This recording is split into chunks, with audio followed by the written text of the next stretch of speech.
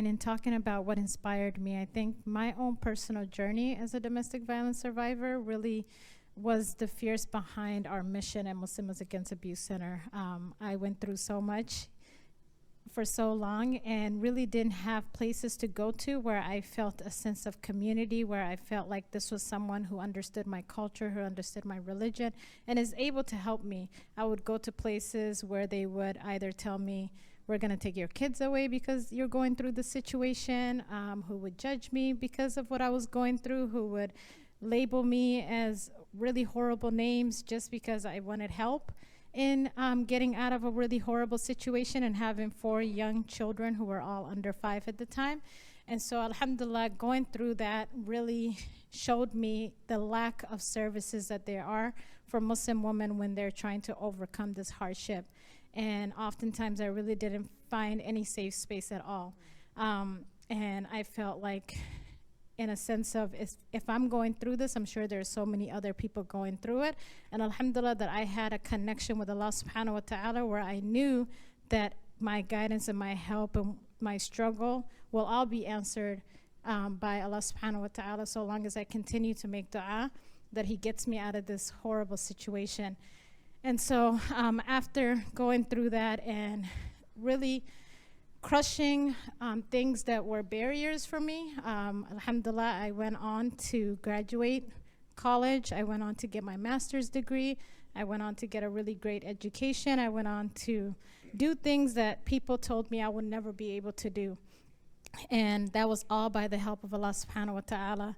And I was also able to get a job where I could support my children and I could help them and I could show them and guide them along this journey that we're all going through. And so I think for me it was a time where I sat back and wondered, like, alhamdulillah that you've gotten out of this situation and you're doing so well, but think about the sisters who don't have a community, who don't have family, who don't have support. I had, alhamdulillah, at the time, although I was living so far away from my family, because we know that oftentimes abusers will get you away and isolate you from your friends and your family, I moved to a place that I did have family around me, so I wouldn't have been able to do the things that I was able to do as far as education, work, if it wasn't for my family. And so alhamdulillah for that. That was really a huge inspiration behind this. But I think my children was really huge. They would always encourage me to like keep going, and if it wasn't for them, I don't think I would have ever even continued to go to school. They would always, like, because of my teachings and what I would always teach them, they would be like, hey, do this, do that, pray, make dua, constantly, like not even putting the person who caused me that pain in a bad light to them. I would always just say, make dua that Allah like changes his condition and changes the person that he is. And so I think for me it was more so just connecting to Allah, and then through that I realized that I needed to turn my pain into purpose. I could sit there and like dwell on my pain and continue to say, why did this happen to me? I'm a good person, I'm a good Muslim, why is this happening to me? But I also realized that I needed to turn that pain into a purpose of helping so many other people. And alhamdulillah, through that, I've been able to start and found this organization that is now helping so many people, that has spent over thousands and thousands of dollars in helping people who are homeless and sheltering young children and helping the youth. We're talking about things that are oftentimes not discussed within our community.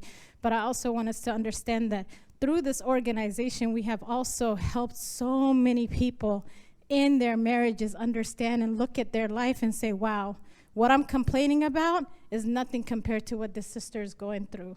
And so we've had husbands who've reached out to us and said, you know what, thank you for having these bi-weekly brunches. My wife is coming back home and she's a happier person. She's doing things in like a joyful way because she's been able to connect with other women and just having that safe space to just have a great time, talk to one another, learn about things that are happening. And we try to get all the inequities that are going on within our community. And then we have our teen awareness program, which is something that's very dear to me because it starts from the bottom.